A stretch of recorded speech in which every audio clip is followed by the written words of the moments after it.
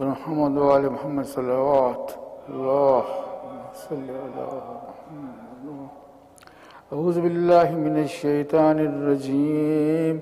بسم الله الرحمن الرحيم.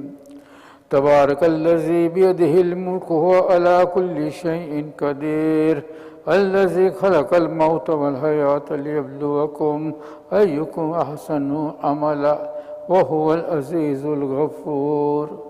الذي خلق سبع سماوات طباقا ما ترى في خلق الرحمن من تفاوت فارجع البصر هل ترى من فطور ثم ارجع البصر كرتين ينقلب إليك البصر خاسئا وهو حسير. ولقد زينا السماء الدنيا بمصابيح وجعلناها رجوما للشياطين وأعتدنا لهم عذاب السعير. وللذين كفروا بربهم عذاب جهنم وبئس المصير. إذا ألقوا فيها سمعوا لها شهيقا وهي تفور تكاد تميز من الغيظ كلما ألقي فيها فوج سألهم خزنتها ألم يأتكم نذير قالوا بلى قد جاءنا نذير فكذبنا قلنا ما نزل الله من شيء إن أنتم إلا في ضلال كبير. وقالوا لو كنا نسمع ونعقل ما كنا في أصحاب السعير فاعترفوا بذنبهم فسوقا لأصحاب السعير.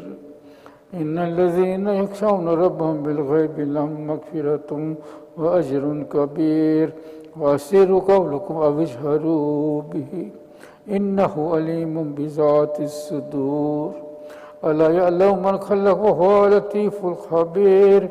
هو الذي جعل لكم الأرض ذلولا فامشوا في مناكبها وكلوا من رزقه وإليه النشور. آمنتم من في السماء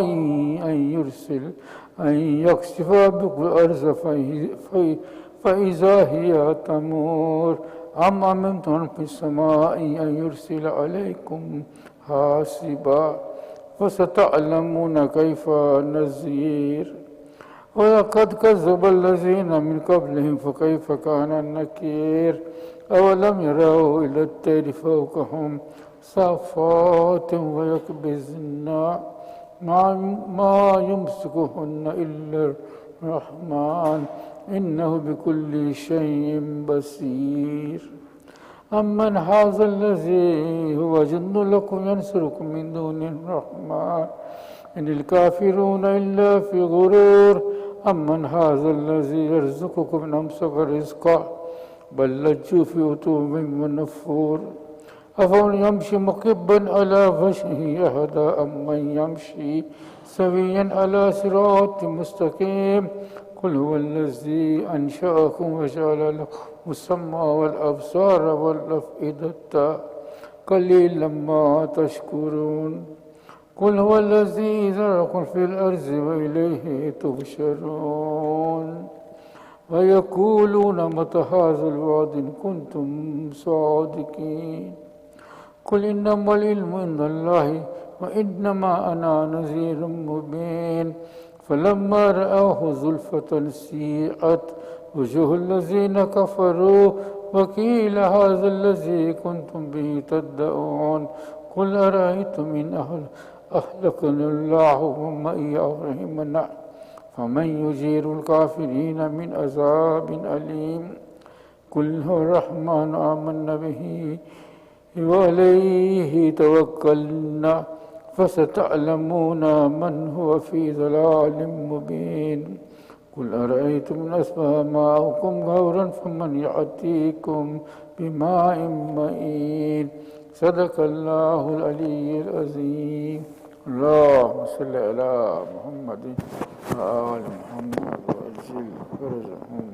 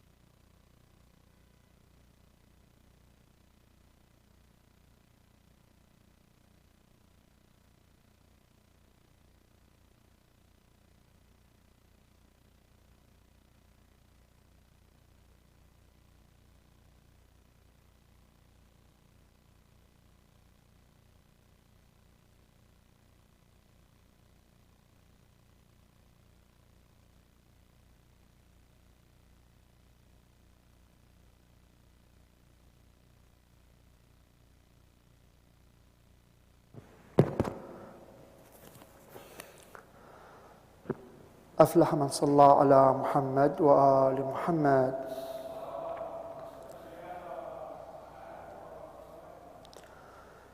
أعوذ بالله من الشيطان الرجيم. بسم الله الرحمن الرحيم.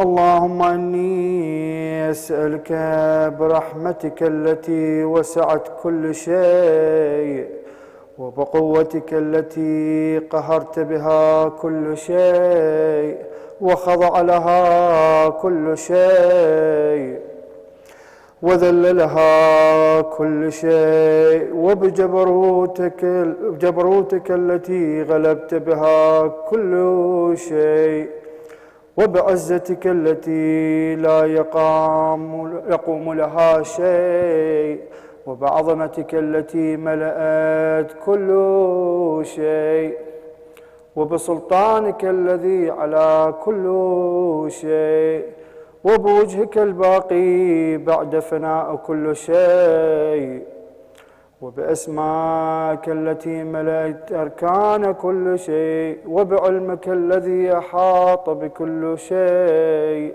وبنور وجهك الذي أضاء له كل شيء.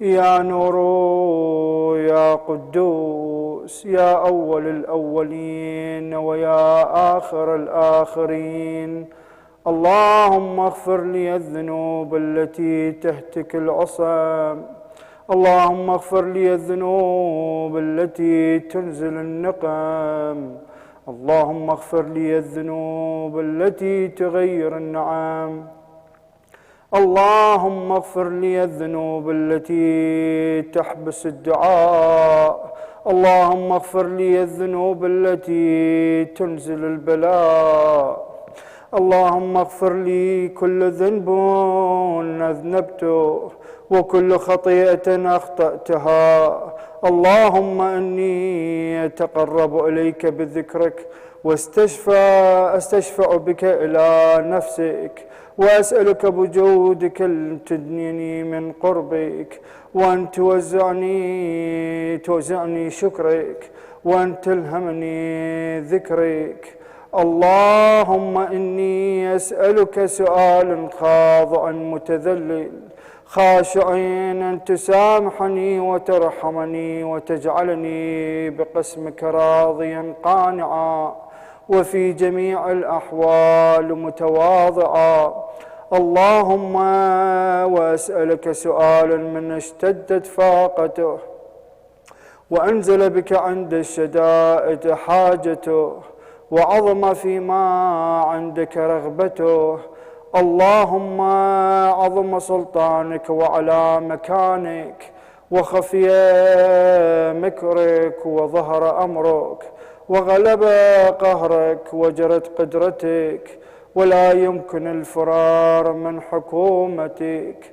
اللهم لا جد لذنوبي غافرا ولا لقبائحي ساترا ولا لشيء من عملي القبيح بالحسن مبدلا غيرك.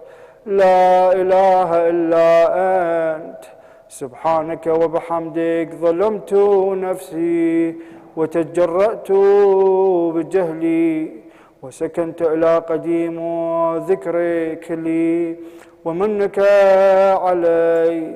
اللهم مولاي كم من قبيح سترته وكم من فادح من البلاء قلته وكم من عثار وقيت وكم من مكروه دفعت وكم من ثناء جميل لست أهلا له نشرت.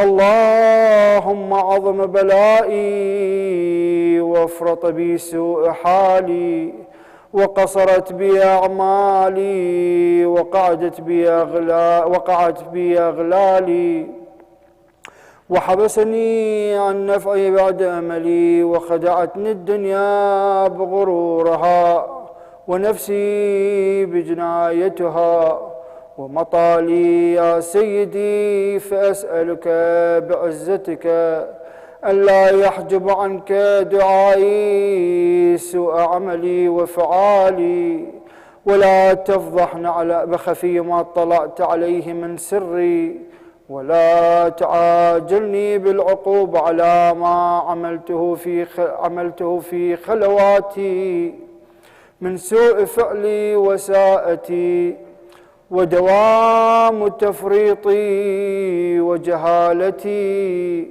وكثرة شهواتي وغفلتي.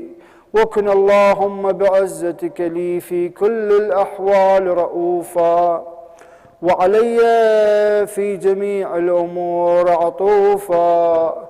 إلهي وربي، من لي غيرك أسأله كشف ضري والنظر في أمري. إلهي ومولاي، جريت علي حكما اتبعت فيه هوى نفسي، ولم أحترس فيه من تزيين عدوي، فغرني بما أهوى واسعد على ذلك القضاء، فتجاوزت بما جرى علي من ذلك بعد حدودك، وخالفت بعض أوامرك، فلك الحمد علي في جميع ذلك، ولا حجة لي فيما جرى عليه فيه قضاؤك، والزمني حكمك وبلاؤك. وقد أتيتك يا إلهي بعد تقصيري وإسرافي على نفسي معتذرا، نادما منكسرا، مستقيلا مستغفرا، منيبا مقرا، مذعنا معترفا. لا أجد مفرا مما كان مني، ولا مفزعا أتوجه إليه بأمري، غير بقبولك عذري وإدخالك إياي في سعة رحمتك. اللهم فاقبل عذري وارحم شدة ضري، وفكني من شد وثاقي. يا رب ارحم ضعف بدني ورقة جلدي ودقة عظمي. يا من بدأ خلقي وذكري وتربيتي وبري وتغذيتي، هبني لابتدائك كرمك وسالف برك. هبني لابتداء كرمك وسالف برك بي يا إلهي وسيدي وربي. أتراك معذبي بنارك بعد توحيدك، وبعدما انطوى عليه قلبي من معرفتك، ولهج به لساني من ذكرك، واعتقده ضميري من حبك، وبعد صدق اعترافي ودعائي خاضعا لربوبيتك. هيهات أنت أكرم من أن تضيع من ربيت، أو تبعد من أدنيت، أو تشرد من آويت، أو تسلم إلى البلاء من كفيت ورحمت. وليت شعري يا سيدي وإلهي ومولاي تسلط النار على وجوه خرت لعظمتك ساجدة، وعلى ألسن نطقت بتوحيدك صادقة، وبشكرك مادحة، وعلى قلوب اعترفت بإلهيتك محققة، وعلى ضمائر حوت من العلم بك حتى صارت خاشعة، وعلى جوارح سعت إلى أوطان تعبدك طائعة، وأشارت باستغفارك مذعنا. ما هكذا الظن بك ولا أخبرنا بفضلك عنك يا كريم يا رب، وأنت تعلم ضعفي عن قليل من بلاء الدنيا وعقوباتها، وما يجري فيها من المكاره على أهلها.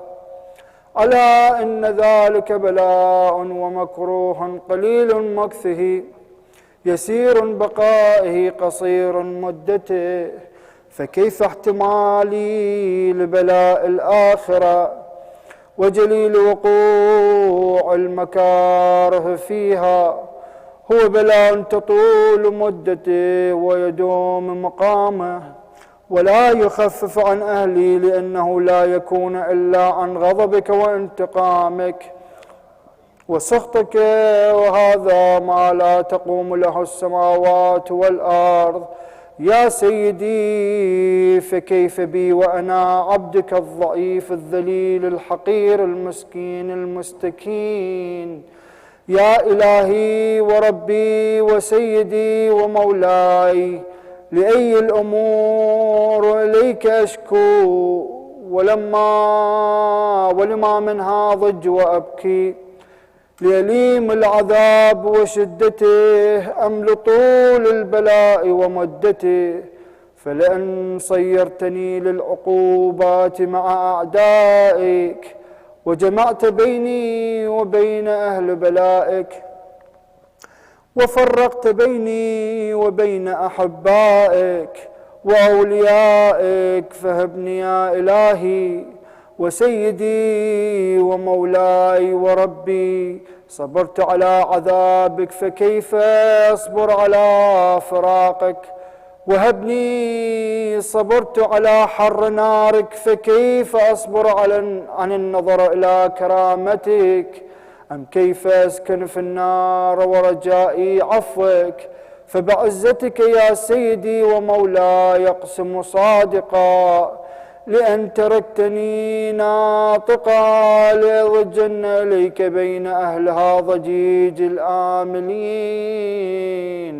ولأصرخن إليك صراخ المستصرخين، وليبكين عليك بكاء الفاقدين، وليناديك أين كنت يا ولي المؤمنين؟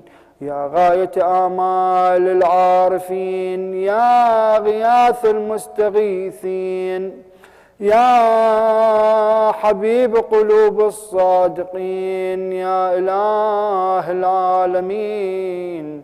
أفتراك سبحانك يا إلهي وبحمدك تسمع فيها صوت عبد مسلم سجن فيها بمخالفته، وذاق طعم عذابها بمعصيته، وحبس بين أطباقها بجرم وجريرته، وهو يضج إليك ضجيج مؤمل لرحمتك، ويناديك بلسان أهل توحيدك، ويتوسل إليك بربوبيتك.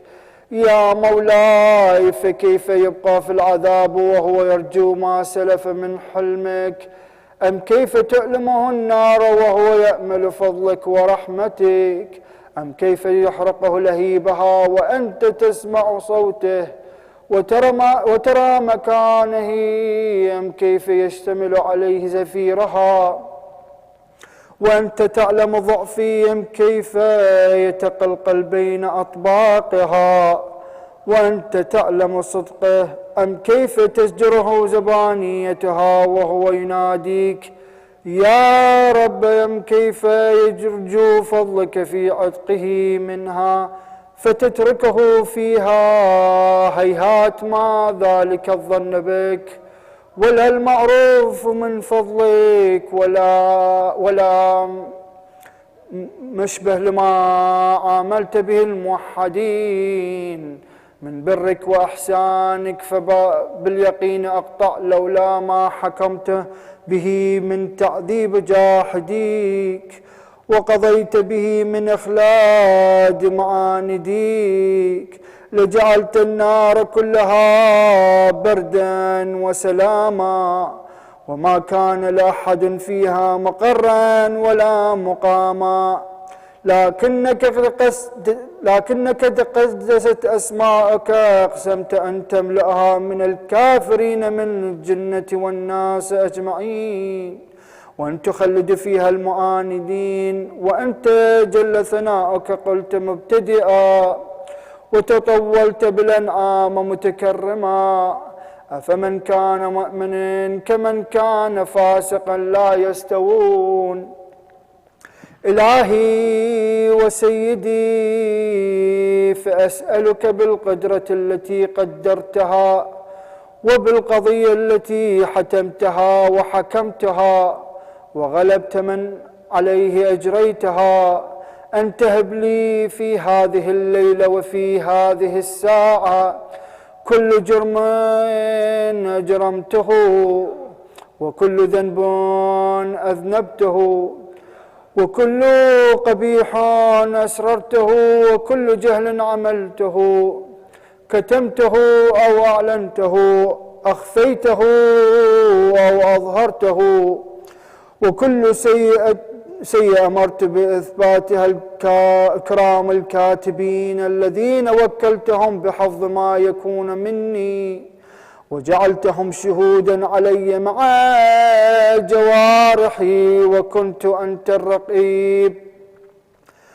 أنت الرقيب علي من ورائهم والشاهد لما خفي عنهم وبرحمتك أخفيته وبفضلك سترته وأن توفر حظي من كل خير أنزلته أو إحسان فضلته أو بر نشرته أو رزق بسطته أو ذنب تغفره أو خطأ تستره يا ربي يا ربي يا رب يا إلهي وسيدي ومولاي ومالك رقي يا من بيده ناصيتي يا عليما بضري ومسكنتي يا خبيرا بفقري وفاقتي يا ربي يا ربي يا رب أسألك بحقك وقدسك وأعظم صفاتك وأسمائك أن تجعل أوقاتي من الليل والنهار بذكرك معمورة وبخدمتك موصولة وأعمالي عندك مقبولة حتى تكون أعمالي وأورادي كلها وردا واحدا وحالي في خدمتك سرمدا يا سيدي يا من عليه معولي يا من إليه شكوت أحوالي يا ربي يا ربي يا رب قو على خدمتك جوارحي واشدد على العزيمة جوانحي وهب لي الجد في خشيتك والدوام في الاتصال بخدمتك حتى أسرح إليك في ميادين السابقين وأسرع إليك في البارزين وأشتاق إلى قربك في المشتاقين وأدنو منك دنو المخلصين وأخافك مخافة الموقنين واجتمع في جوارك مع المؤمنين اللهم من أرادني بسوء فرد ومن كادني فكيد واجعلني من أحسن عبيدك نصيبا عندك وأقربهم منزلة منك وخصهم زلفة لديك فإنه لا ينال ذلك إلا بفضلك وجد لي بجودك واعطف علي بمجدك واحفظني برحمتك واجعل لساني بذكرك لهجاء وقلبي بحبك متيما ومن علي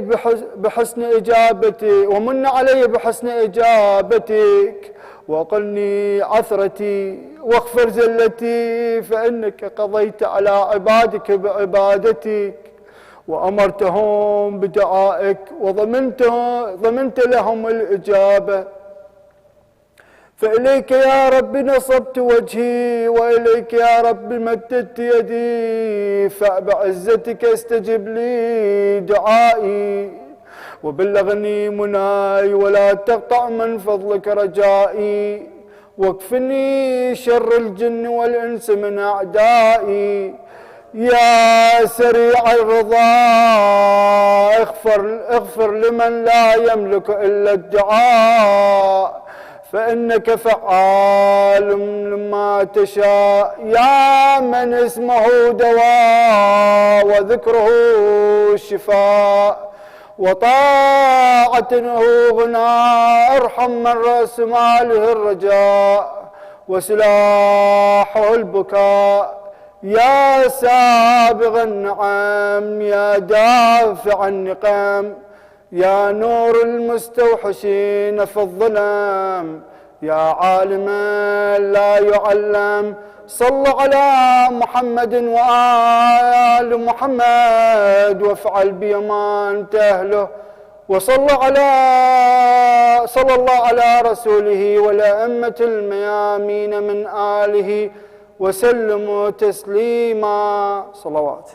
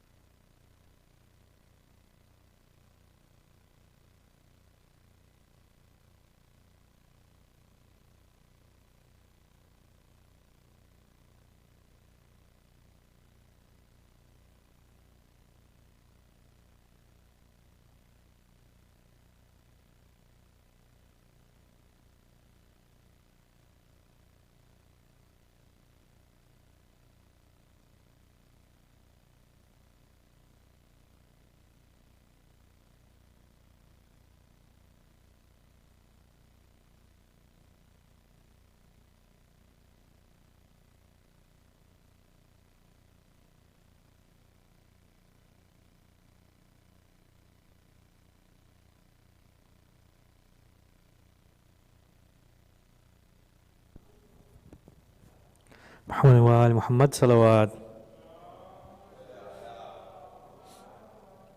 Brother Hussein is on his way. He's kind of stuck in traffic. Inshallah, he should be here in the next 5 to 7 minutes. Apologies for the late, but inshallah he'll be here soon. Muhammad وآل Muhammad salawat.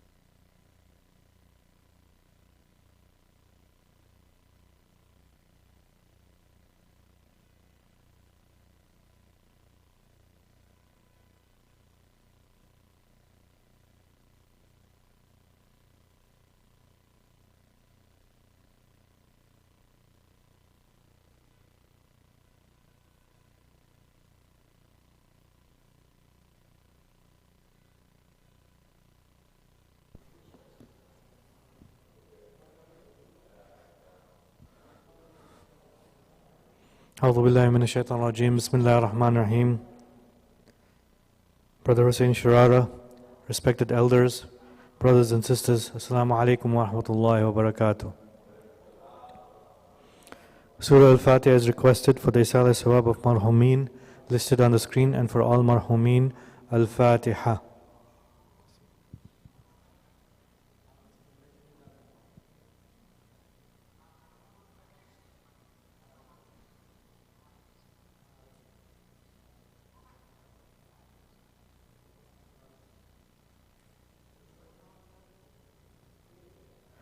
Ayam Yujib is requested for the names listed on the screen and for all those in need here and elsewhere. Please let us recite together. Bismillahir Rahmanir Rahim. Amma yujibul mutarra idha da'ah wa yakshifu su. Amma yujibul mutarra idha da'ah wa yakshifu su. Amma yujibul mutarra idha da'ah wa yakshifu su.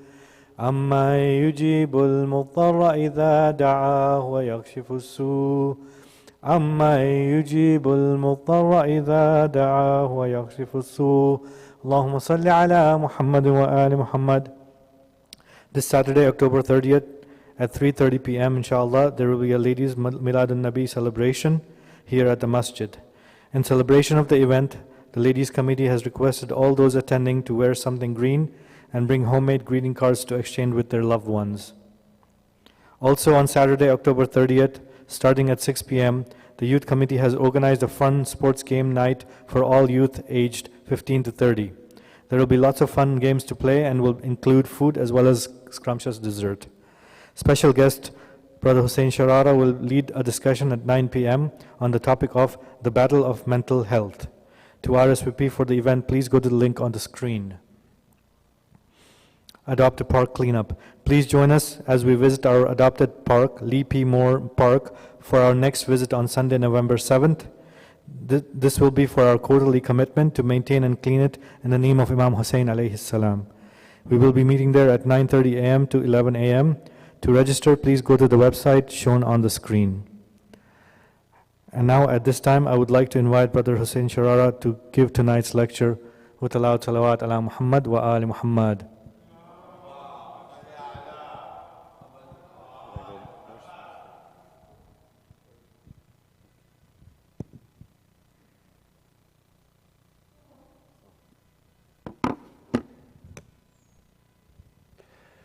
A'udhu billahi min shaitanir rajim. Bismillahir rahmanir rahim. All praise be to Allah, the Lord of the worlds. May His peace and blessings be on our beloved Prophet and His immaculate Ahlul Bayt. Salawat.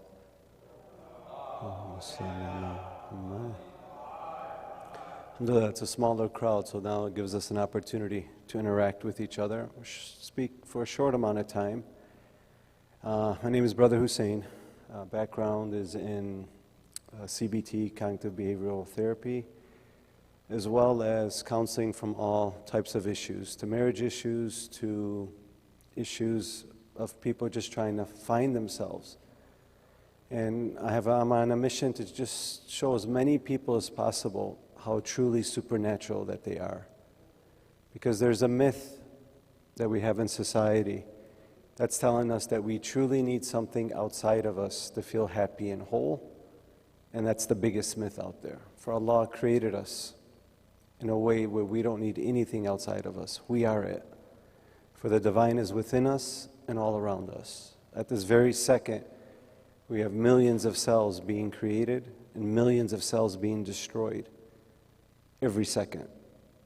And as soon as you take a breath, the trillions of cells that are in your body all get affected by the breath. And then there's a chemical reaction.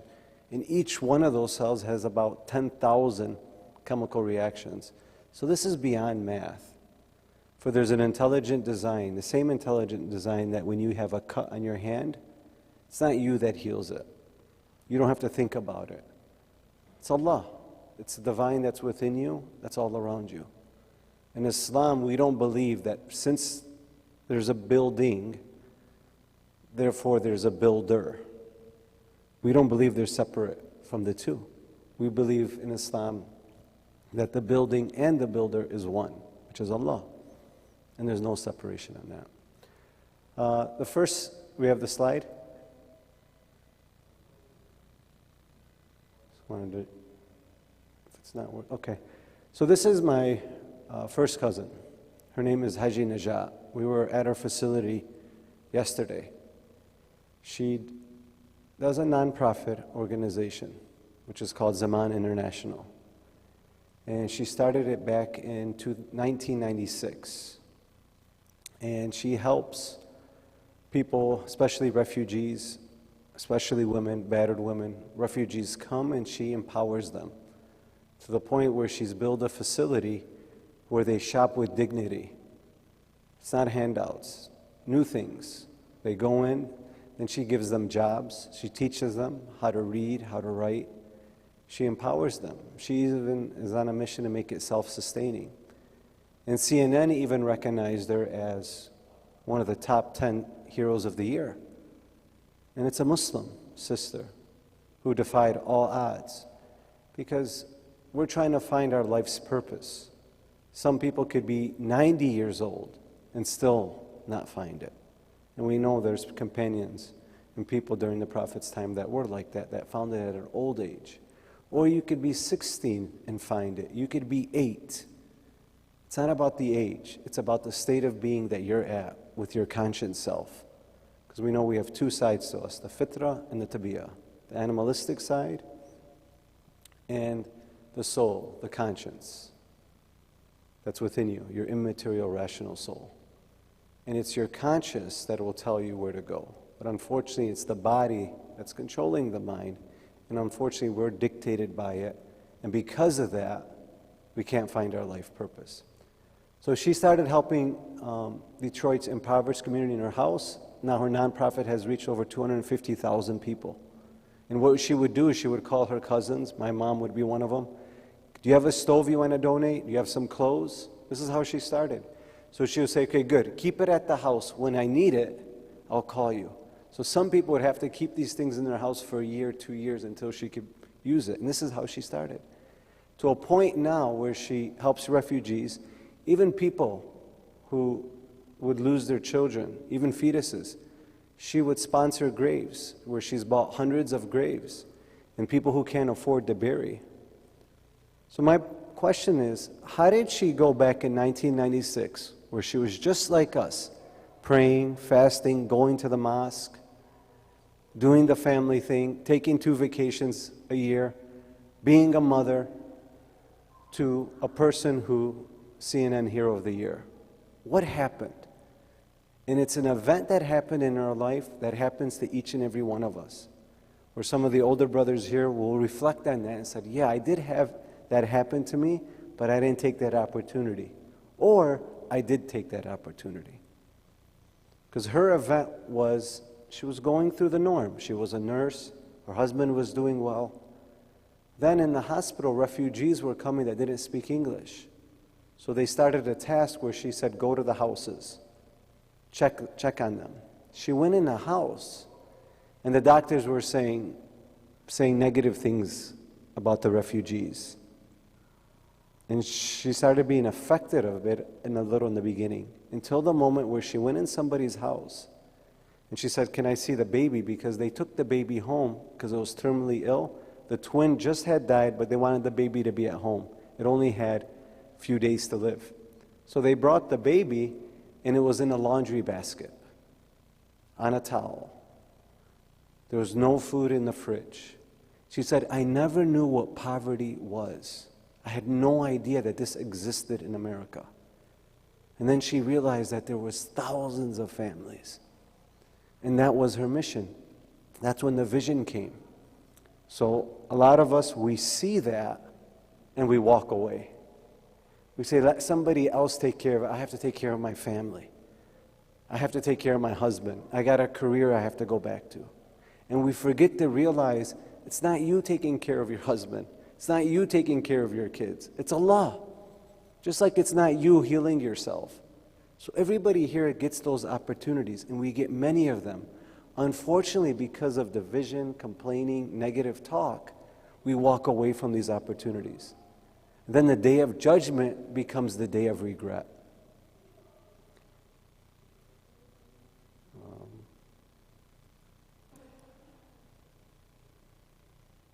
Which one's bigger? We'll skip this.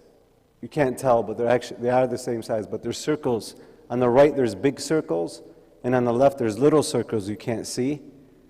But it was an illusion trick. We're actually that they're same size. Because a lot of us, when we see people are richer than us, or drive a nicer car, or what we think is better looking than us, we think we're less. And then when we think we're richer than somebody, or we dress better, or we speak better, we think we're better than them subconsciously. I'm going to prove it. Many people fluctuate between feelings of inferiority and superiority depending on situations or the people they come into contact with.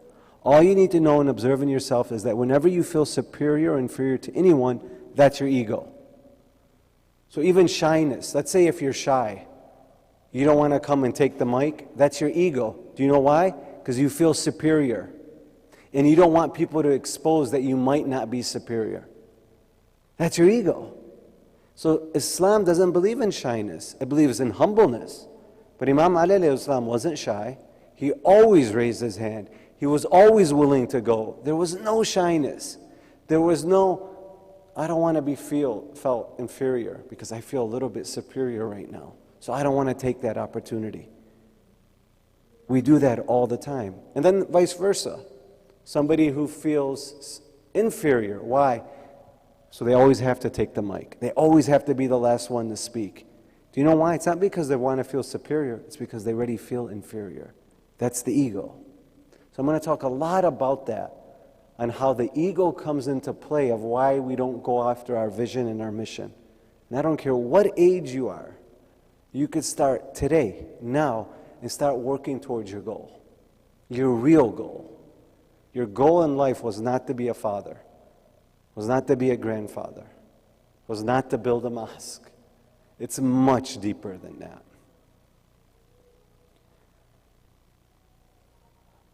So expectations. When you do have these expectations, they have a traumatic effect on you. And I'm just going to give a few examples. Elderly study. They told this group, take a crossword puzzle. Look at the effect of when we think we get older, that we should behave a certain way. Where we had companions of the Prophet ﷺ at an old age that would be on the battlefield. True? We know those stories. So look at the effect of when we allow society to tell us how we should be. So they took this group, they said, crossword puzzle. Old. They put Florida in there. Why would they put Florida? Why would they put Florida in the crossword puzzle to remind people that they're old? Because people would go retire there. They would put bingo, because I guess when you're old you play bingo. They would put these types of words.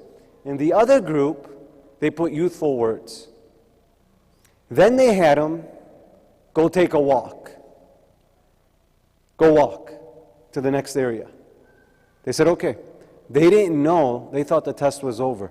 They didn't know that that walk was the actual test. So they had them walk into a distance. One group, it took them about 6 minutes to get there. The other group, it took them 4 minutes. The ones with the positive, 4 minutes. The ones with the old words, 6 minutes. But you know what the interesting thing is? These were university students in college. That a small test had such an impact on them that they actually were walking slower. So can you imagine if you just have one, and then if I go to those individuals and I tell them, do you know you were affected by the crossword puzzle? What would they say? No, we do that. Do you know you behave this way, it's going to affect everything else? It has no effect, I'm good. Allah says, no, everything is connected. And we don't realize that. So how did you talk today? How did you behave? Who were you? How were you to everybody around you? We're going to talk about that. A few others I'll just share. Math test.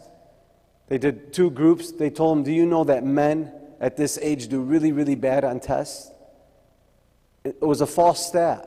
And they did another group. They did one with Chinese women, where they had them talk about women, read a biography about women, and then the other group of Chinese women, they had them read about the biography of Chinese. And what are the Chinese associated with? Math. What are women associated with when people perceive them? That they're not as good on math. So the group that just read the biography, the one group with the women did worse than the other group. How? Because we're so affected by expectations. And there's so many more studies to show that. Guess what? Did you guys hear? Did you hear the news? Did you hear what just happened? Don't we love that? How did that make you feel? Did you just anticipate something right now? Do you know how much that feeds my ego when I say, guess what? Because I know something that you don't know. In our Dearborn community, we're riddled with this, of the guess what moments. Did you hear? Did you hear about this person? Did you hear about this? Where Allah says, when you talk about me. So that, again, is an expectation that you're hearing. It has a profound effect on you in a negative way. So you have to learn and say, guess what? And if it starts being gossip, where it talks about somebody else that has no impact or bearing on your life, you got to learn to stop it and divert it. Otherwise, just like those other people, you get really affected by that. And it's really hard to be gossiping and then look for your vision and mission in life. Because we're just looking for it and we don't stop it. The reason why I talk about that, it's plagued our community. Where Facebook, Instagram, Twitter, it's all built on the guess what moment and feeding your body with that gratification. That's why this social media could be very toxic, because that's all that you're looking for. And you eventually go down this hole that you can't get out, and it becomes an addiction. You know, they tell the kids, your kids come, play video games. They get a dopamine drop. Then they got to play a little bit more, because they got to go to the next level. Doesn't that sound like an addiction to you? That they need more of it? Then you tell your kids, let's go around the block. I'm bored. In front of the teacher's teaching. Boring. Why is it boring? Because they just saved the world in some video game. They just killed 50 people to win the next level. They just felt like a god, astaghfirullah, where they saved the world. And now you're told them, learn math, learn science. It's all bet on the expectations that we have and the things that we do. And if we get bet on these addictions, it's going to be very, very hard for you to change these expectations. We're now even coming to the masjid. Boring. You're going to listen to a lecture? Isn't it true? But it's on us to make it exciting. First thing, you need to find purpose. What's the first thing? So Haji Najat, when I spoke to her, because we took the students yesterday, and we packed boxes for the poor. She's got a 40,000 square foot facility. She teaches people how to sew, how to cook, how to read, how to write. So I asked her, give me 2 pieces of advice. So 2 things she said. Got to understand the ego, because the ego doesn't want to do this work. Remember, ego, the word ego is E-G-O. It's when you edge God out. And it's so true. And we're going to talk about that. She said the next thing that you need, does anybody know? Anybody want to try to guess? Take 2 guesses really quick. One from the sister. What do you think she said? First thing she said after ego. Anybody want to guess? It's what Allah says in the Holy Quran over and over again, that you need this to become successful. Take a guess. Ponder, reflection, tafakkur. But that's not what she said. But that's first rule of Islam is reflect. When something bad in front of you, you have to reflect. Should I do something about it? But she said this characteristic you needed. And it's always associated with prayer in the Quran. Patience. That's what we're going to talk about today. Some of us don't even have the patience to sit now. Like Hajj Hassanen's mom, she gets irked by people. So they can't even sit for 20 minutes. What's wrong with people? What happened to society? Why is everything instant gratification? times are changing. There needs to be awakening happening. And I don't want it to be to a point.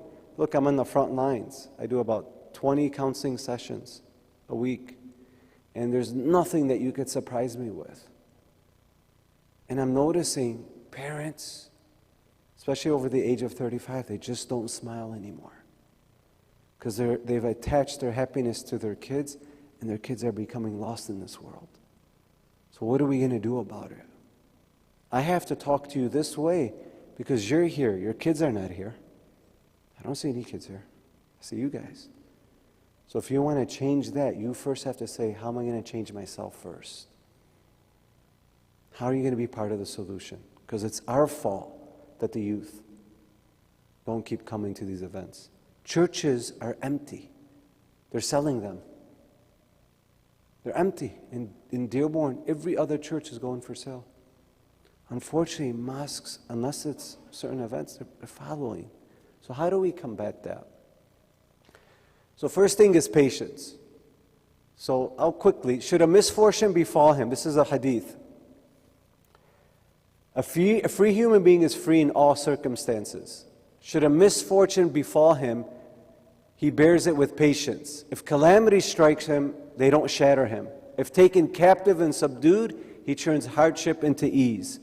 Then it talks about the story of Prophet Yusuf.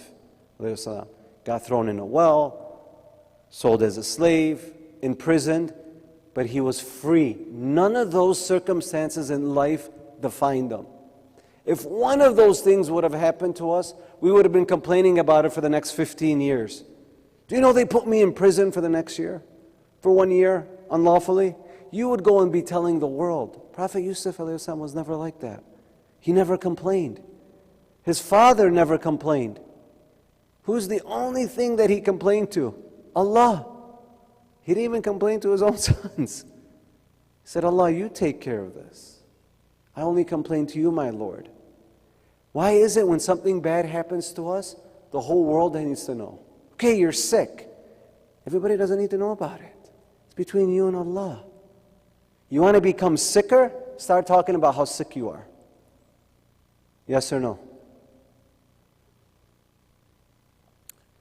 So there's 3 types of patience. We're going to go over these 3 and we'll conclude. Patience in the face of calamities and burdens. So this one is the easiest. So the Prophet ﷺ says there's 3 types of patience. Calamity, because you're going to be tried in life. You cannot avoid it. So you're going to have to be patient. Everybody here had to go through a trial. Yes or no? Everybody here. Did anybody avoid a trial that's in this masjid? No. My question to you, if you knew the outcome, that the cancer was going to go away, that your job was okay, the financial system was okay, would you have worried? No. Think of those times that you worried so deeply when a calamity, a problem hit you. But if when the outcome came, your stress was okay, went away. Yes or no? But do you know, you should allow the stress to go away at the moment it comes, because it's not you that gets rid of the calamity. It's Allah, and Allah is purifying you. And I'll prove it. Look at this hadith. Indeed, the believer undergoes trials in proportion to his good deeds. So the better you are, do you get tried more or less by Allah? More. So the better. Think of that. See, if you, let's say, you were my boss and you liked me, you would let me take shortcuts, you'd give me a raise, maybe I didn't deserve it. But with Allah's system, Allah says, the more I love you, the more I try you. And that's the system of this universe. We pay athletes millions of dollars because they go through difficulty. And the harder they try, the more that we pay them. And if they become really good, these stars, we call them superstars. But there was no bigger superstar than the Prophet ﷺ. But nobody suffered more than the Prophet. For us, when suffering happens, we complain about it. Allah says, why are you complaining? Do you want me to ignore you? Because that's what Allah does. And whose faith is feeble, and whose good deeds are few, faces fewer tribulations. Allah ignores you. Imagine I give all the sisters an exam, but sister, I don't give it to you. Because I do this at the academy. So why didn't you give me the exam? I don't think you're worthy. How would you feel? Would you feel insulted? Say, yeah, why don't you think? Do you know, when you do sin, Allah says, now you're no longer worthy of these trials. I'm going to ignore you. And, in the other token, when you become good, Allah says, okay, good. Here's a trial for you to elevate yourself. And the Prophet ﷺ taught us, do you know, the Prophet said, that there's another trial connected with that trial. So you have a problem that comes your way. It came. Then you were not patient. What you did is you invoked that other trial that's coming in the future. For instance, you're driving, somebody cuts you off. You decide to beep and not be patient. Correct? So you beep. Because you beeped, that person got out of the car and you started a fight, flattened your tires, you became now 2 hours late to work and you got fired. Could that trial have been avoided if you were patient? We forget about that. And then Allah says, and let not the unbelievers suppose that the respite we grant them is better for them. Meaning, yeah, we left you alone. The people, like when people saw Muawiyah and Yazid, they were like, why, God, you giving them so much at the time? But would you trade places with them? Never. People who killed, God said, we left them alone for now. And Allah says, don't let it bother you. Why? Allah says, so they could increase in sin. I'm going to leave them. They want to go away from me? There's a problem. What's the problem? And there awaits them a humiliating chastisement. There was a sister who called me a couple weeks ago, said, I just found out my husband goes to work and takes off his wedding ring. And I found out, because I have a friend that works with him, that he doesn't know, and she told on him. What do I do? So I gave her the advice that you don't behave like him and be sneaky. Do you want to save the marriage? What do you want to do? So anyways, it wasn't about that. But in my mind, what if that video was displayed here, and we're watching this video, of him going in, taking off his wedding ring, put it in his pocket, and going to some coworker and saying how bad his marriage is, and he's getting a divorce, and to connect with her. And we're watching this video. Who's watching it? His mom, his dad, his brothers, his kids. How would he feel? Humiliated. We do things, we treat people, and we forget we're going to be humiliated on the day of judgment. God's going to hide it now. But did you forget how humiliating that's going to feel? That's why Allah says, we leave them, you're going to be humiliated. And we have to think about that. So Allah says, don't allow them to bother you. I'm going to skip this. Okay, the second type of patience, so the first, calamities. The second type of patience, towards the halal. So the first is calamity, second is towards the halal. It's prayer time, be patient. If you have all the other things that you need to let go, do you have the patience to let these things go and pray? All the obedience, fasting, praying, whatever the halal is, do we have the patience? Because if you're not patient with it, what happens? It goes away. Why do you think many youth don't pray? A lot of youth now are taking off the hijab. They don't know what patience is. How are they going to have patience? If their Wi-Fi goes off for 2 minutes, what happens to them? They have a breakdown. Try to take your kid's iPhone or laptop for a week. It's difficult, isn't it? How about if I took your iPhone for a week? How difficult would that be? You notice how much we're attached to these things. Yet we want our kids to disattach, but we're not. We tell our spouse, I like you, because of a meal, she made, or you tell her that you like her irrespective of the meal? Do you love your Lord irrespective of what's happening in your world? When do we give up being patient with the halal?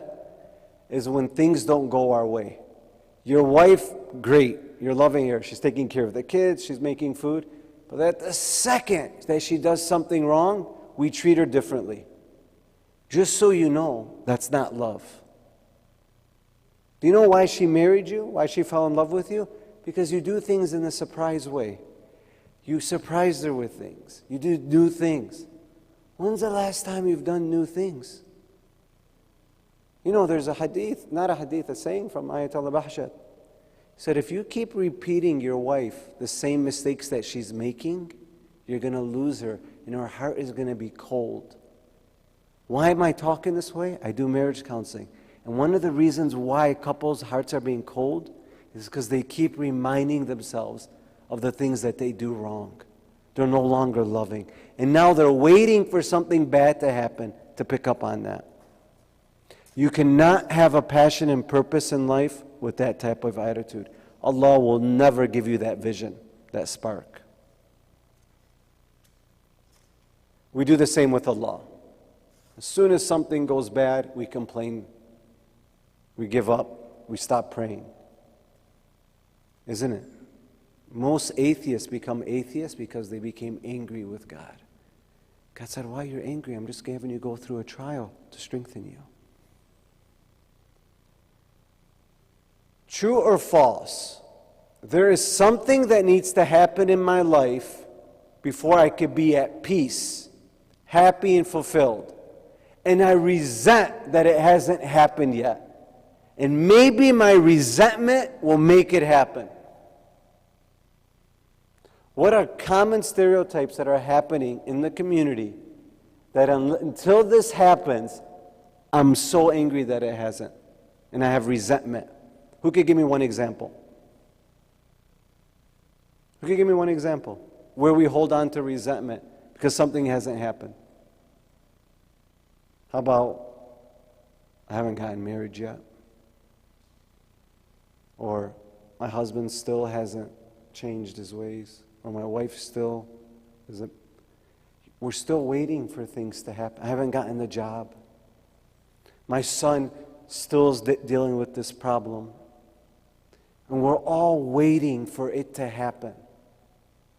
Do you know when you say, I want something, you're basically telling God that you don't have it, and you're telling your body you're in a state of lack. You don't say you want, because you're telling the body you don't have it. You don't say, when this happens, I'm going to feel happy. That's your ego. So whenever if anybody is holding on to resentment because something didn't go their way or something hasn't happened yet, that's your ego.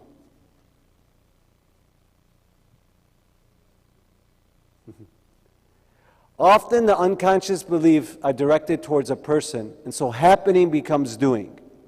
You should do this or that so I could be at peace. And I resent that you haven't done it yet, and maybe my resentment will make you do it. Isn't it so true? You haven't done this yet, I'm resentful. Since it's married couples that are mostly here, talk about that. We become resentful because they haven't done something, and we're hoping that resentment will make them change. And you keep giving it energy, what builds? More resentment. So the example, this past week, there was a sister, they were playing dodgeball. And all the girls went to go play, but the leader didn't want to go play. So they're all coming and saying, come play, come play. She's like, nope, I don't want to. Come on, it's fun. Nope. Then I came. I said, come play. She looked at me, no. I said, but just 5 minute dodge? No, I'm not playing. I'm feeding into the resentment. Then I caught myself. I said, no problem. Don't play, it's okay. You don't have to. Can you guys come play? Her friends? Sure. Within 2 minutes, guess what happened? She picked the dodgeball, started playing. We think if we keep telling them to do it, keep telling our kids to do it, that they're going to just snap and say, yep, I got it. No, you're just going to make them cold towards you. It's building resentment. That's your ego. And when you live that way, you can never find a passion in your life. It's impossible. Common question. The most powerful way to bring about change in other people. Don't read this. What's the most powerful way to bring about change in other people? Take a guess. Come on. You be a role model? What's the most powerful way to bring about a change? Change yourself. Don't worry about them. Sisters? Because we all in this society, we need to change our kids. We need to change our spouse. We need to change our friends. Be patient. Okay, how about this one? The most powerful way to bring about change about people is not to bring about change in others and accept them for who they are. The first part of Islam is surrender.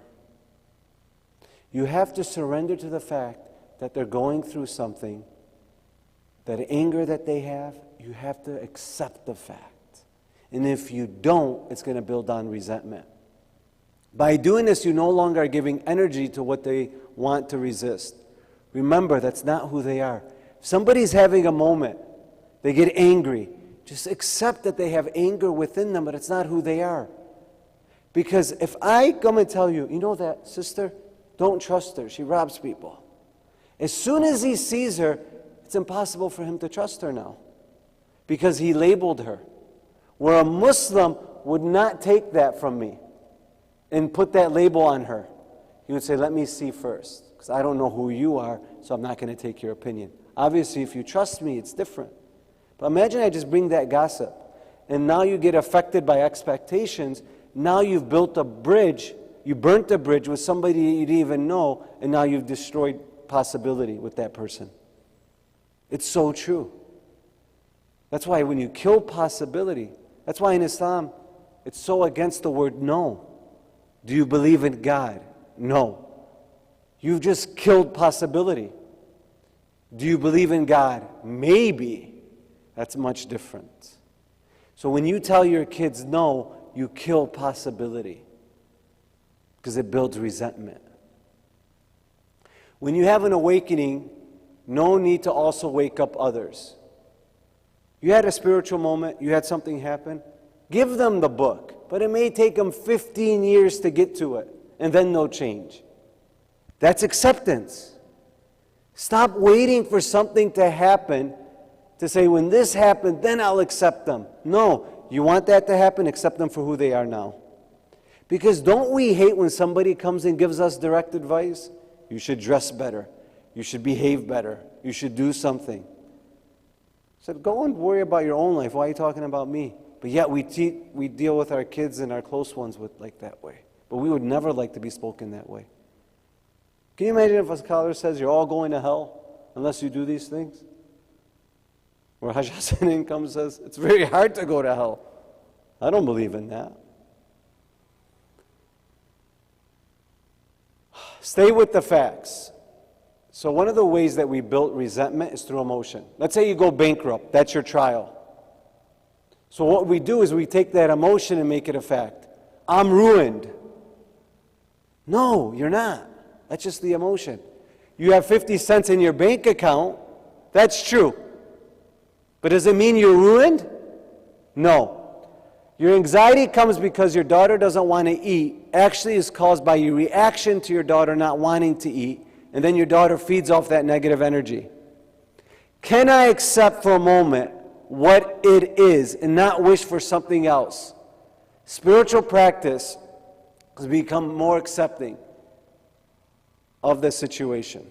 So don't you do that? Your daughter doesn't want to eat, your son doesn't want to eat, and you keep and then you get angry. Why are you angry?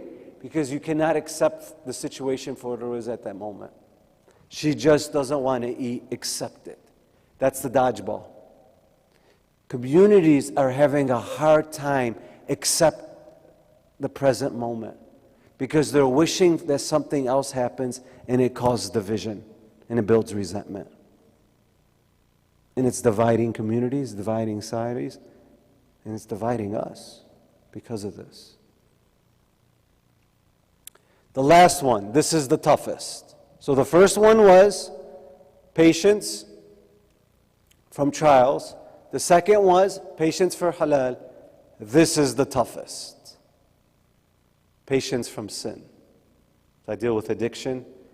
There's no bigger animal out there than when you get addicted to a haram act. The body completely takes over the mind.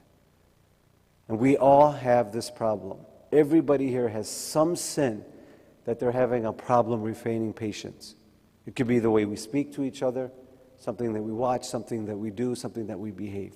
We all, and this is the heaviest trial. Do we talk limited? Do we talk about other people? And we don't even realize we're doing it because we've been doing it for so long. Something happened in the past that should not have happened, and I resent that. If that didn't happen, I would be at peace now. If this person didn't cheat on me, if these people didn't fight, if my parents didn't abuse me, if I was in a better situation, I would be in such a better place in life. That's shaitan speaking to you. All those things needed to happen to be exactly where you're at now.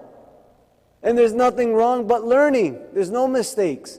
Because what happens is when you have that resentment from the past, you sin. You try to find a way to cope with it. That's why when you do counseling, how'd you get to this addiction? Did somebody hurt you? Do you need to forgive somebody?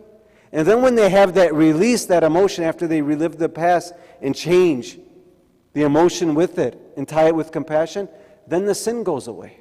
The healing happens. Different things happen in their life.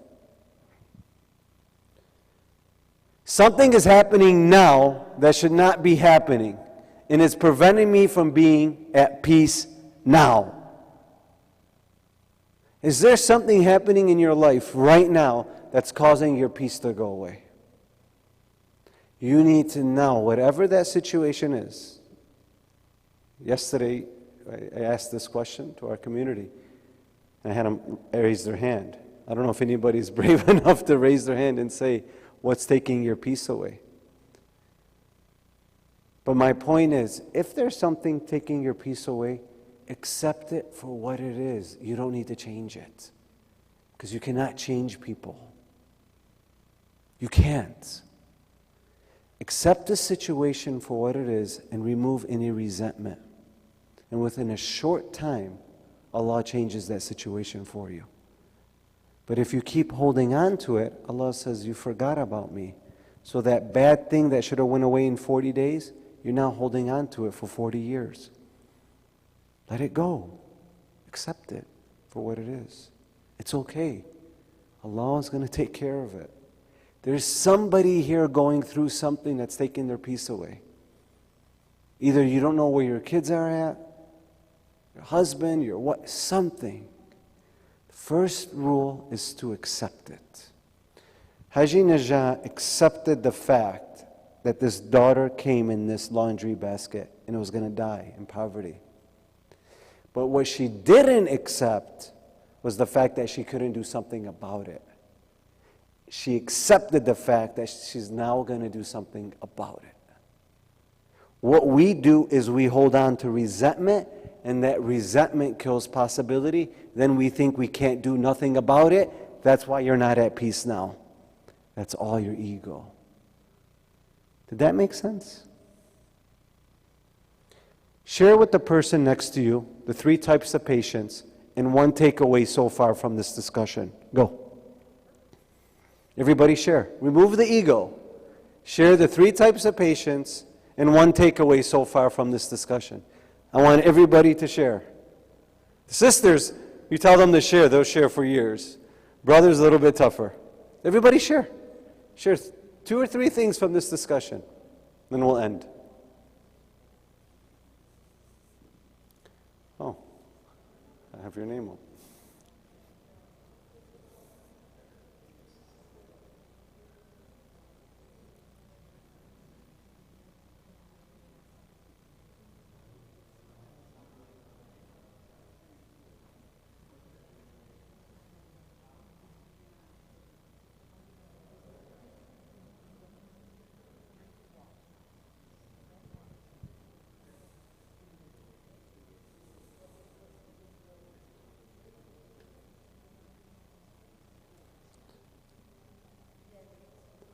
All right, brothers.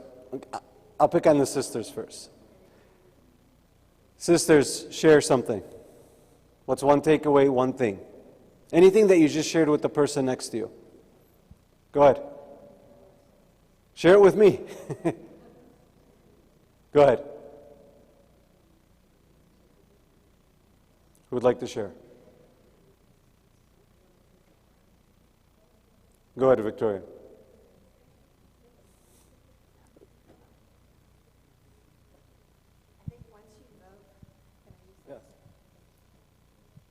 I think once you live and you know that everything is God's will, then patience comes automatically. As soon as you know something is God's will, patience is a side effect. So why is that important coming from Victoria? I personally know her. She had a daughter who had Lyme disease, who's at a critical state in her life. She had Crohn's disease. She was at the brink of death, where she felt death coming to her chest. She knew that was the moment she was going to die. She was patient. She spoke to her Lord. She spoke to Allah. Said, God, leave me here for a greater purpose. Her daughter had Lyme disease. The doctor said, it's not going anywhere. She would take the test to the best labs in Germany. It kept coming back positive, positive. Then she connected with Allah. She prayed over her daughter. She prayed over herself and was loving to herself. She no longer became a victim. And guess what the side effect was? Lyme disease gone. Crohn's disease gone. Now she's taking that as an opportunity to help others who've allowed themselves to be victims. That's a possibility. But could she have done that if she's holding on to resentment? Oh God, why'd you do this to me? Could she? No. That's why I didn't know Hajj Hussein was going to be here. I always get shy when I'm speaking and he's next to me. But the next one was about him. In 2005,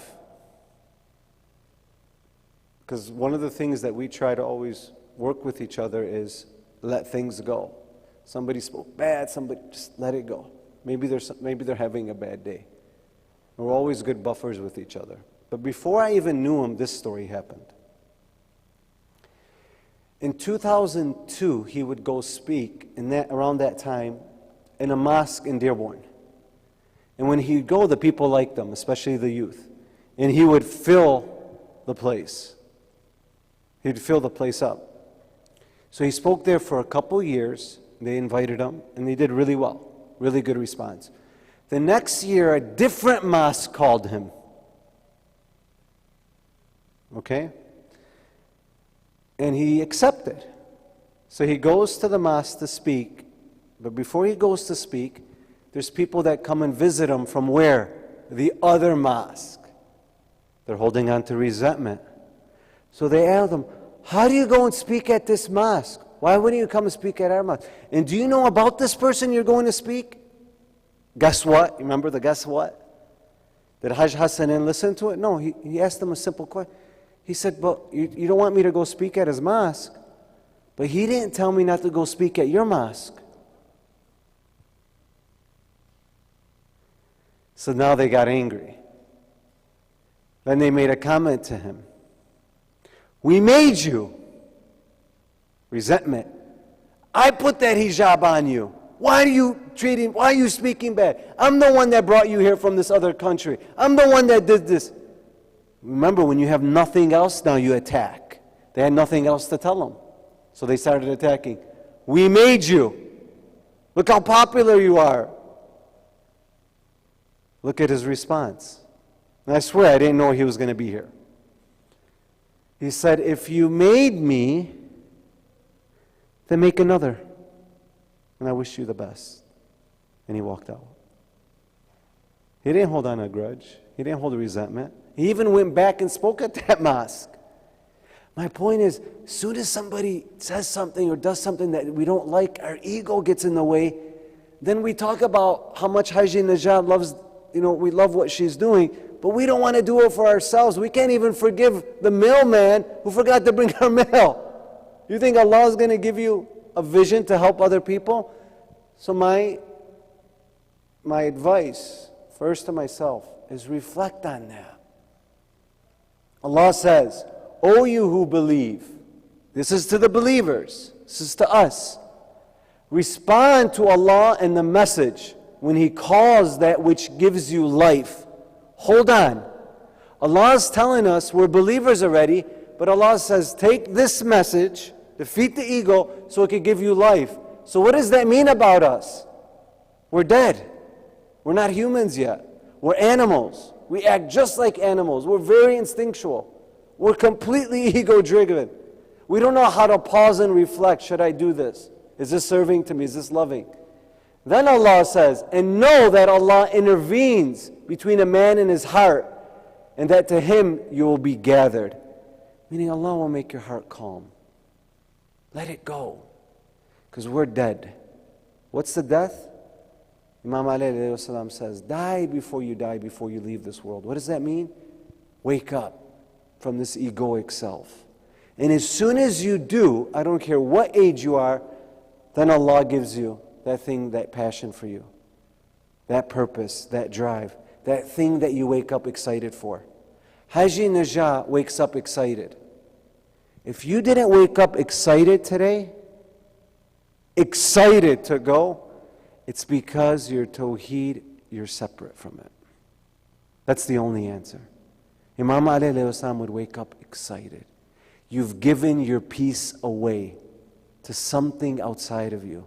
My advice to all of you is take it back. Do something new for the sake of Allah. And accept those things that are around you. Last thing. It's for you guys. I want you to ask the questions to the person next to you. What regrets do you need to let go? What would you like to work on? How do you think people remember you? And how easily do you forgive people who hurt you? Do 2 to 4 of these questions with the person next to you. And be open. No ego. And don't be shy. Because being shy is ego too. Go ahead. And then I'll ask 1 or 2 people to share and we'll end. Everybody should do this. If you want something new in your life, you need to do new things. You can't be the same person expecting different results.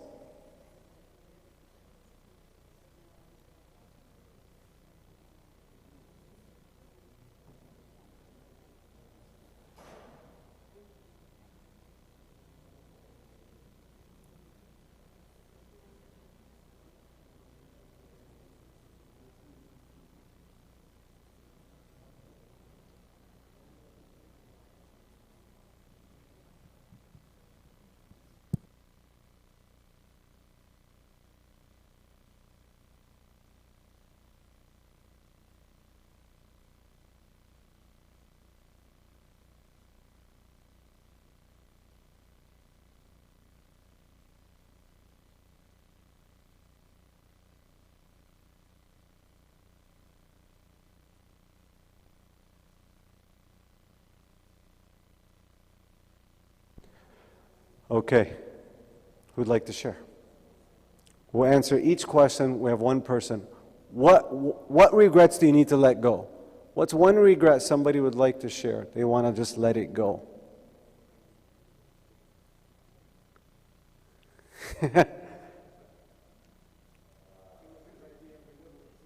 All right, what's one regret? Go ahead.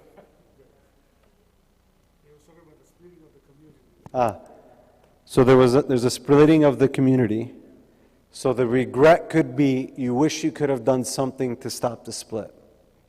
Right? But so instead of regretting it and holding resentment towards that and feeding into it, do something about it. So everybody here, everybody, you want to remove this? I'm telling you, accept it. How are you going to accept it? You all go. There's another mosque, correct? All of you go. Go. This is not owned by anybody. It's God's house. We had a team that's our rivals at Wise. Our basketball team went undefeated. When the girls won, the other girls didn't win, but the other team was playing, and they scored, I clapped. And the brothers say, why are you clapping? I said, because they scored. Muslim sisters, I'm so happy that they scored. Why wouldn't I clap? I don't believe in this. Competition brings division. It's a lower energy center. My advice, go. Pray.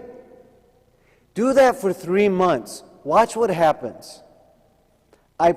Brothers, sisters, would this talk been useful towards youth today? Yes or no? Yes. In Dearborn, we don't have this problem.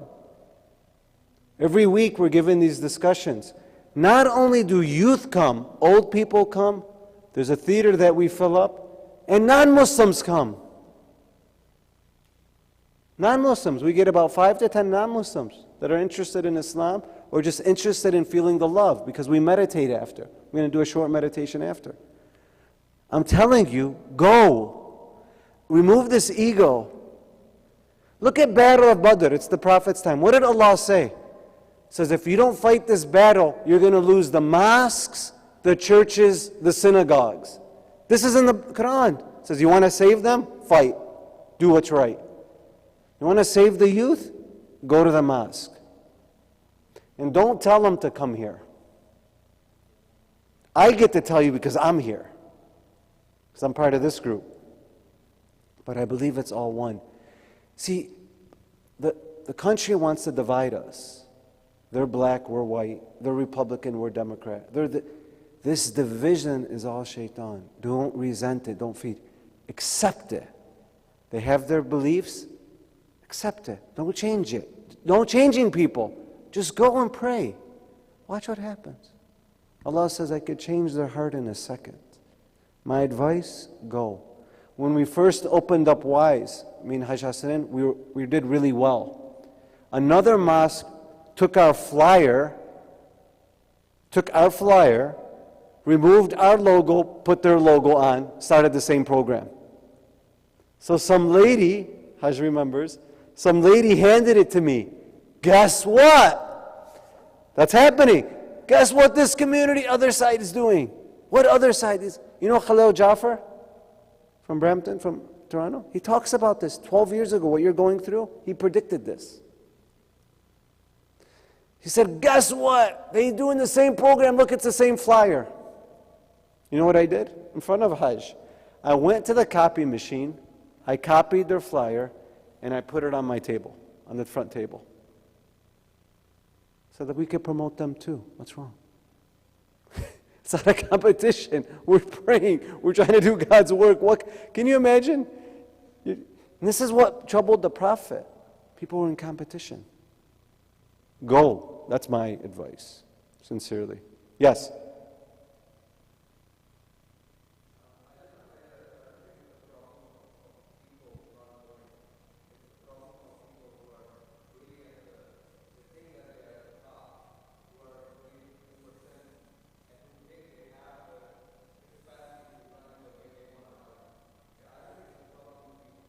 No. Right. But when I'm saying to go, I'm not saying because they're a problem. I'm saying that's the way soften hearts. Right. So continue that.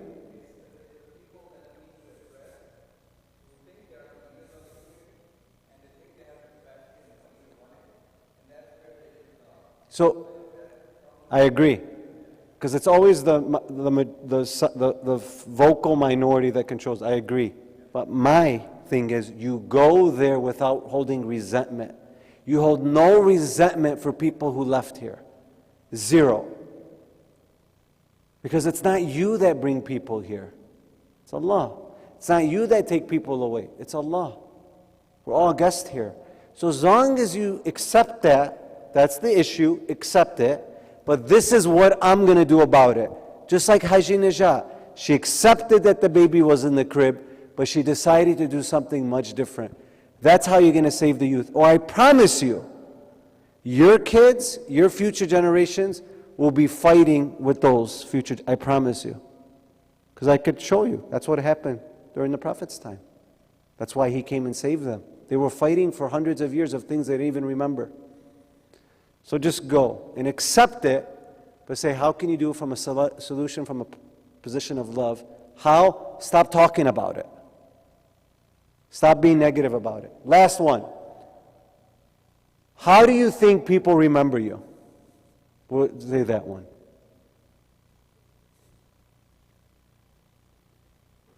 Okay, we'll leave that one out. What would you like to work on? Okay, I'm gonna get ready. I'm coming. One thing you'd like to work on. Remove ego. If you don't think you have something to work on, Shaitan has really got you. Because Shaitan thinks he's perfect. Why should I bow down to man? I'm made out of fire. I'm perfect. One thing. Find people who are struggling and be of service to them. The key is being of service. You want to do something Allah, service is the key. Hajj, one thing you want to work on. It could be anything, Quran, praying on time. One thing you'd like to work on in your life. Being kinder to your wife, whatever it is, one thing you'd like to work on. I would like to spend more time on Quran. So, more time in the Quran. So, how do you do that? You set a routine, 10 minutes a day. Anything after is extra. Nobody gets in between that time, between you and Allah speaking to you. Because Quran is Allah speaking to you. Why not give Him that 10 minutes? Nothing should get in the way. Should you give yourself an hour? No. Because then you'll feel guilty. You give minimum 5 minutes. Then you'll notice it'll grow. We'll do one more. Hajj, one thing. How? What's one thing you could do of service to get closer to God? Because the only way to get closer to God, one of the ways, is to be of service to others. So understand the Quran deeper. Hajj Hassanen's brother-in-law is doing an app where he's simplifying Al-Mizan, which Imam Khomeini al-Rahmah says there was no tafsir before Al-Mizan. So I think that's going to be a great resource for us to use. I'm using it now. We're in the pilot program of that. Okay? Sisters, one thing. Raising your energy level. So when somebody cuts you off, or your husband says something, or your kids do something, you're going to pause, accept it, and not react. You're in control. So how do you just pause, you take a breath. How do you become present within a second? So let's all do it really quick. You want to get in this moment where you don't live in the past or the future? 2 seconds. Just take a breath and focus on it. Let it go. Go right back to your breath. You become right here. Just by focusing on this beauty of breath that Allah has given you. That's why when you pray and something wasn't, don't go right and pray Dua Kamal or pray Maghrib. Take a breath. Be reflective, then pray. Otherwise, if you go right into prayer, that prayer has no value because your mind is elsewhere. Sisters, one thing you want to work on. Okay, I'm going to pick one.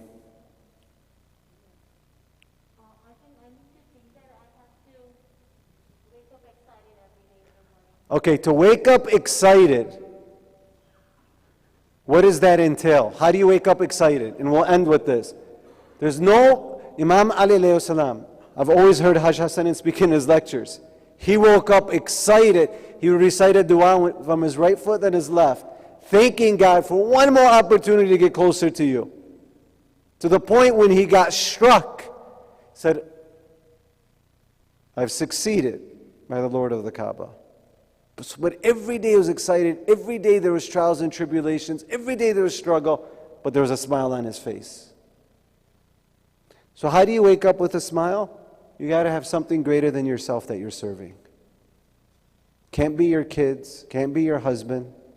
It's got to be something greater than all that for the sake of Allah.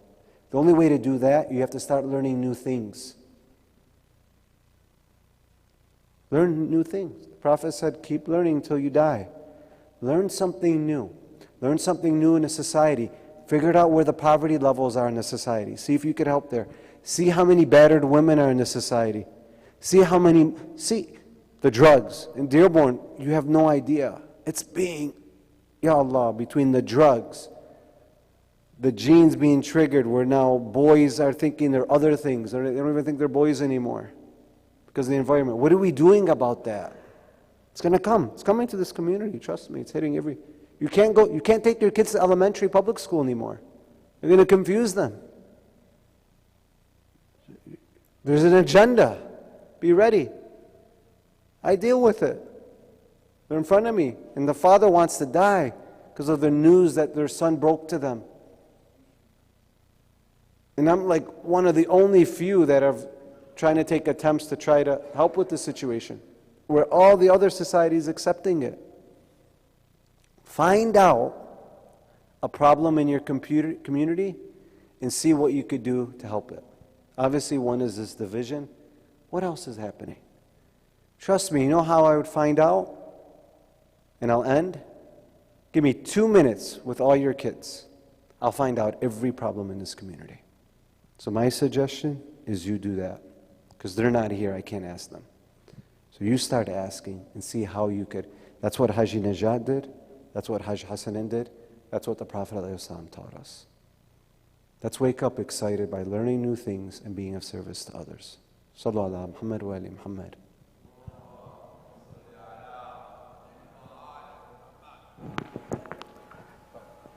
Thank you, Brother Hussein. Inshallah, we're continuing the program with Ziyarat Warisa. Please, tawajjuh ziyarat.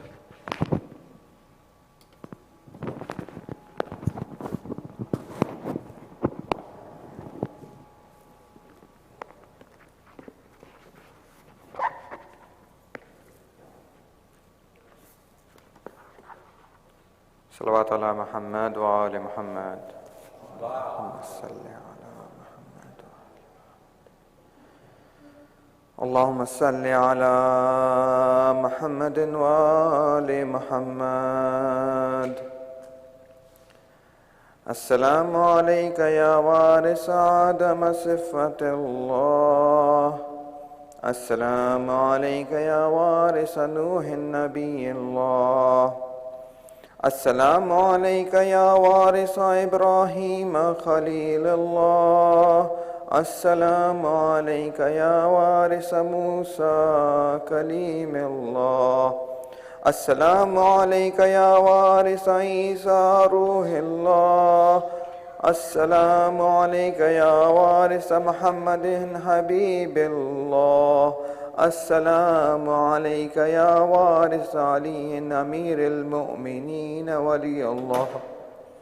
ولي الله السلام عليك يا ابن محمد المصطفى السلام عليك يا ابن علي المرتضى السلام عليك يا ابن فاطمة الزهراء السلام عليك يا ابن خديجة الكبرى السلام عليك يا صار الله وابن صاره والوتر الموتور أشهد أنك قد أقمت الصلاة وآتيت الزكاة وأمرت بالمعروف ونهيت عن المنكر وأطعت الله ورسوله حتى أتاك اليقين فلعن الله أمة قتلتك ولعن الله أمة ظلمتك ولعن الله أمة سمعت بذلك فرضيت به يا مولاي يا أبا عبد الله أشهد أنك كنت نورا في الأسلاب الشامخة والأرحام المطهرة لم تنجسك الجاهلية بأنجاسها ولم تلبسك من مدلهمات ثيابها وأشهد أنك من دعائم الدين وأركان المؤمنين وأشهد أنك الإمام البر التقي الرضي الزاكي الهادي المهدي وأشهد أن الأئمة من ولدك كلمة التقوى وعلام الهدى والعروة الوثقى والحجة على أهل الدنيا وأشهد الله وملائكته وأنبياءه ورسله أني بكم مؤمن وبإيابكم موقن بشراء ديني وخواتيم عملي وقلبي لقلبكم سلم وأمري لأمركم متبع صلوات الله عليكم وعلى أرواحكم وعلى أجسادكم وعلى أجسامكم وعلى شاهدكم وعلى غائبكم وعلى ظاهركم وعلى باطنكم. زيارة جناب علي أكبر. السلام عليك يا ابن رسول الله، السلام عليك يا ابن نبي الله، السلام عليك يا ابن أمير المؤمنين، السلام عليك يا ابن الحسين الشهيد، السلام عليك أيها الشهيد وابن الشهيد، السلام عليك أيها المظلوم وابن المظلوم. لعن الله أمة قتلتك ولعن الله أمة ظلمتك ولعن الله أمة سمعت بذلك فرضيت به. Ziyarat of all the martyrs of Karbala. السلام عليكم يا أولياء الله وأحبائه، السلام عليكم يا أصفياء الله وأودائه، السلام عليكم يا أنصار دين الله، السلام عليكم يا أنصار رسول الله، السلام عليكم يا أنصار أمير المؤمنين، السلام عليكم يا أنصار فاطمة سيدة نساء العالمين، السلام عليكم يا أنصار أبي محمد الحسن بن علي الزكي الناصح، السلام عليكم يا أنصار أبي عبد الله بأبي وأنتم وأمي طبتم وطابت الأرض التي فيها دفنتم وفزتم فوزا عظيما، فيا ليتني كنت معكم فأفوز معكم. زيارة جناب حضرت عباس عليه السلام. السلام عليك يا أبا الفضل العباس ابن أمير المؤمنين، السلام عليك يا ابن سيد الوسيين، السلام عليك يا ابن أول قوم الإسلام وأقدمهم إيمانا وأقومهم بدين الله وأحوتهم على الإسلام. أشهد لقد نصحت لله ولرسوله ولأخيك فنعم الأخ المواسي، فلعن الله أمة قتلتك ولعن الله أمة ظلمتك ولعن الله أمة استحلت منك المحارم وانتهكت حرمة الإسلام، فنعم الصابر المجاهد المحامي الناصر والأخ الدافع عن أخيه المجيب إلى طاعة ربه راغب فيما زهد فيه غيره من الثواب الجزيل والثناء الجميل، والحقق الله بدرجة آبائك في جنات النعيم. صلوات على محمد وآل محمد. السلام عليك يا رسول الله، السلام عليك يا نبي الله، السلام عليك يا حجة الله، السلام عليك يا أمير المؤمنين علي ولي الله، السلام عليك يا فاطمة الزهراء سيدة نساء العالمين، السلام عليك يا خديجة الكبرى، السلام عليك يا إمام الحسن المجتبى، السلام عليك يا أبا عبد الله الحسين وعلى 9 المعصومين من ذريتك لابن الحسين محمد بن علي وجعفر بن محمد وموسى بن جعفر وعلي بن موسى ومحمد بن علي وعلي بن محمد والحسن بن علي والحجة بن الحسن، أجل الله تعالى فرجك وسهل الله مخرجك وظهورك. السلام عليكم ورحمة الله وبركاته. بسم الله الرحمن الرحيم. اللهم كل وليك الحجة ابن الحسن صلواتك عليه وعلى آبائه في هذه الساعة وفي كل ساعة وليا وحافظا وقائدا وناصرا ودليلا وعينا حتى تسكنه أرضك توا وتمتعه فيها طويلا برحمتك يا أرحم الراحمين. اللهم صل على محمد.